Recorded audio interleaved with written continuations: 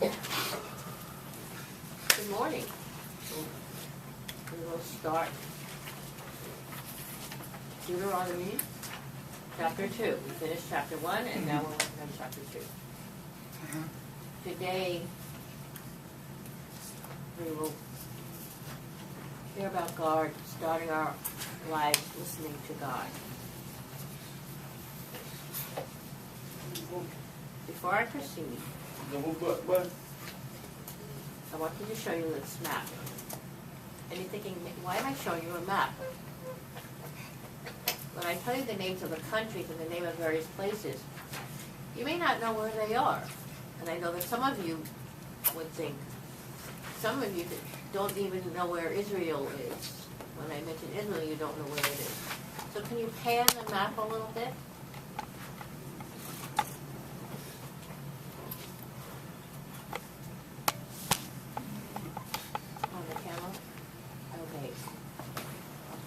Israel, during the biblical times, had different names. Egypt had the same name always. You see the name Canaan, C-A-N-A-A-N? That is now Israel, along with Palestine. Mesopotamia has 2 rivers going through it. That is now Iraq, with Iran to the side, neighboring country.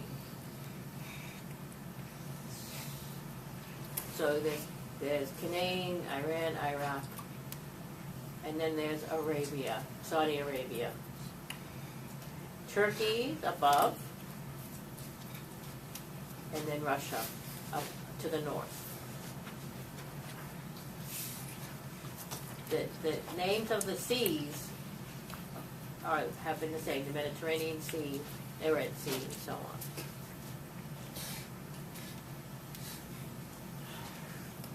Is this another map? Zoomed in to one particular country.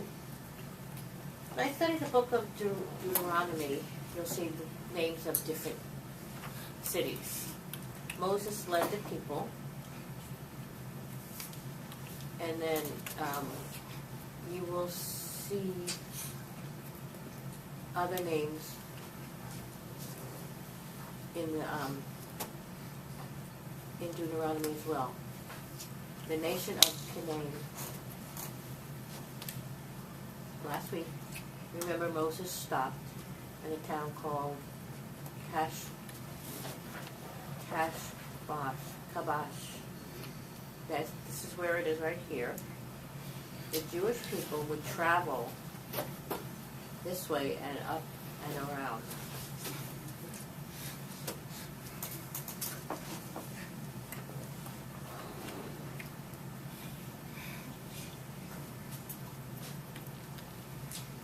They traveled to the city of the Ammonites and the Amorites. Today, you see 4 different names.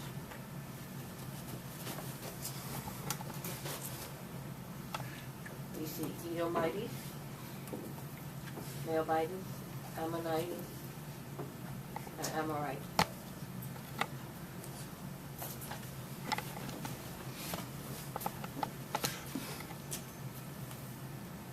I will explain more about these cities later, but I wanted you to see the map first. Any questions about the map? Okay, so now the traffic is over, and now we go back to the Bible.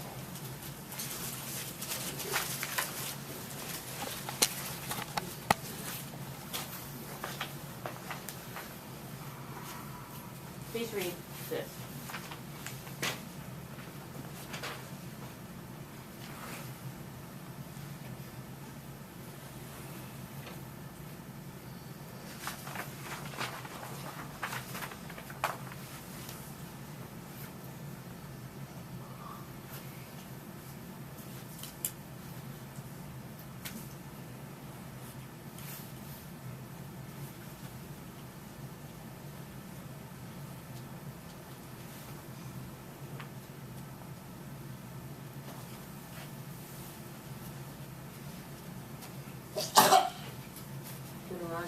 chapter 2, verses 1 through 6 says,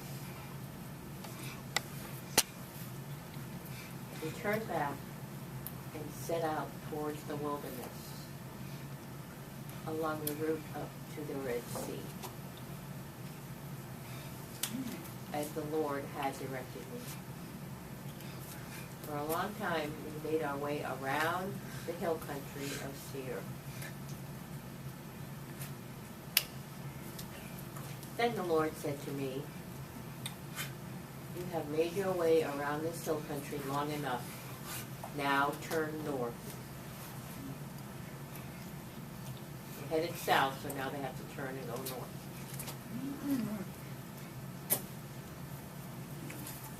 That's what's known as Saudi Arabia today. So going around and going back. Whoa.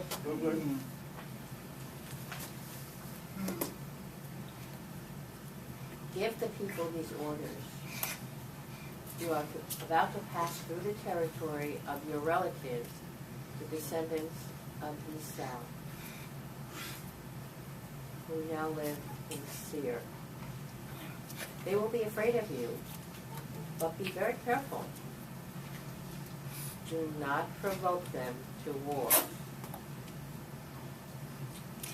for I will not give you any of their land, not even enough to put your foot on. I have given Esau the hill country of Seir as his own. You are to pay them in silver for the food you eat and the water you drink.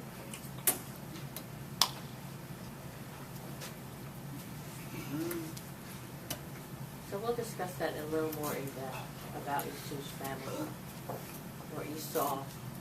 Do you remember Esau? Do you remember who he is? Abraham's grandson. His grandson. Okay. All well and good. Isaac. Remember, Abraham was an old man. He was 100-year-old, but he had a son, Isaac, and his wife, Sarah.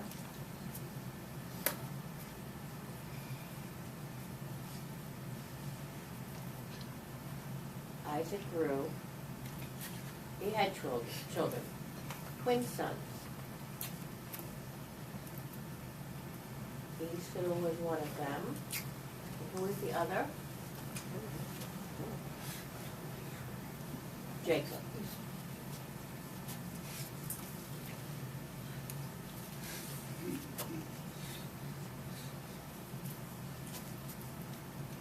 Jacob later changed his name to Israel.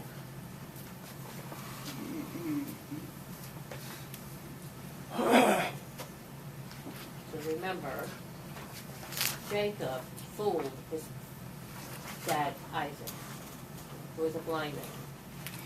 Brought his blessing on Esau because he was the firstborn son, so that everything would be given to Esau.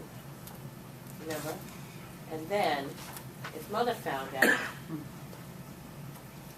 when she was pregnant, and God told her that the son, the second son, would rule. He would be in control. So mother said, "You bless the first son, but he won't be in control." And mom's favorite was Jacob. Dad's favorite was Esau. So how did they fool this blind man? One of them had very strong, lots of hair on his arm, and they went hunting. When Esau went hunting, Jacob cooked. Killed a sheep, perhaps, and the sheep's fur he put on his arm and fooled his dad. But Dad heard Jacob's voice, so anyway, he went ahead and blessed him. Some people said that he didn't know, but I think his father knew. But he went ahead and blessed this son and gave him everything.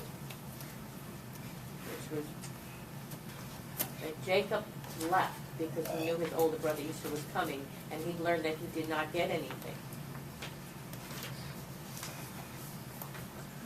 So Isaac apologized and said, I cannot undo my blessing to Jacob. I'm sorry, but I will bless you still. You will serve Jacob. Obviously, God has a different plan for you, and God will be giving you. They both had 12 sons, so God is still blessing him. They would give him land. So Canaan would be Jacob's. So today, God told Moses, don't touch that land. It's Esau's. I promised Esau it would be his to give to his family. So through the land, they had to buy, when they went through the land, they had to buy food. They couldn't steal it. They had to buy it. There were many soldiers during this time, and they would go in the houses and eat, and raid people and steal things. And God said, no, if you go through this land, you will have to pay for what you eat and drink. Because there were many people. Remember how many? How many people? 500, 1 million. 1 million people. Means, can you imagine? San Jose, Fremont, maybe Oakland, all put together. Be 1 million people all traveling.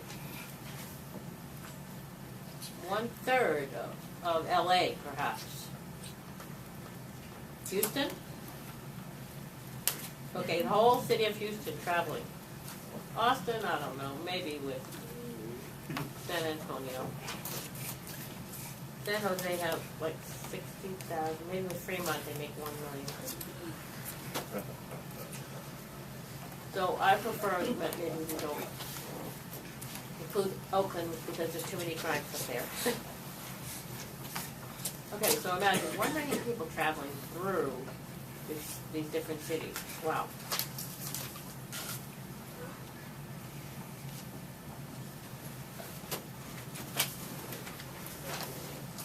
And who are these people? Oh, remember at the bottom of the map we saw the land of the Edomites?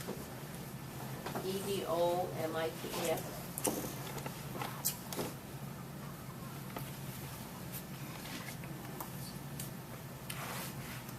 That was where Esau's family lived. And maybe you thought, why would they go all around to the east and north? Why did they just go to the west and north? Well, there were mountains and they went to the south. If you divide one country by war, it's easy to defeat the two halves. So if you went around, you divide and conquer. That was the mentality back then. And that made sense, to divide and get help from each other. So it would be easier